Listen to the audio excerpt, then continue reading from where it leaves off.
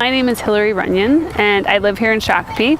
I've got a husband and 3 kiddos. Grace is my oldest, she's 10, and she has 18q deletion syndrome, so she's missing half of her 18th chromosome.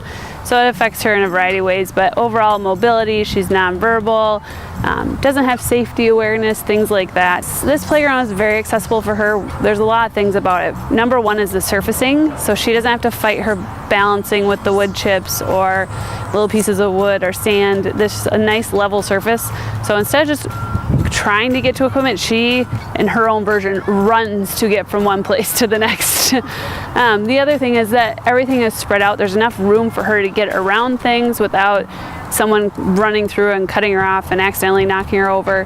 And the other thing I love about the playground is things are more low to the ground. So her risk of falling is a lot less.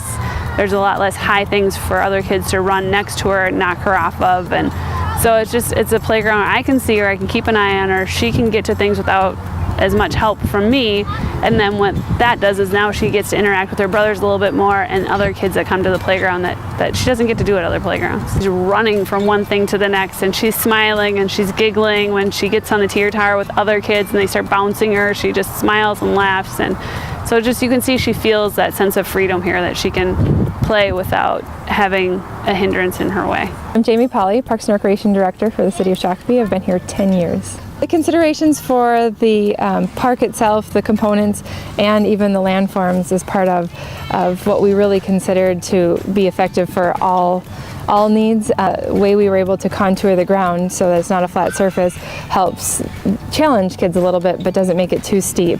Also the surfacing, the poured-in-place surfacing is very accessible. Wood chips are accessible, but not to the point that the poured-in-place is. As far as part of the components, we wanted components that are big, so the big swing can fit multiple children or a larger child. I think it's easy to get on and off. It gives them the different movement that they haven't had maybe if they're in a wheelchair.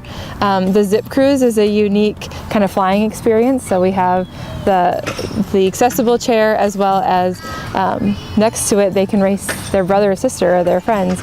And then the sway fun that we have, it's kind of like a large boat, so you can roll a wheelchair right on it, you can fit multiple people on, they can sway back and forth and get that different movement. So those are some of the components that we really wanted to see in the park. I am Barb Dahn. I am from Shakopee. I have Mackenzie Sora, who is 7, who has Batten disease, so she is on the level of an infant, not able to do anything, not roll over, not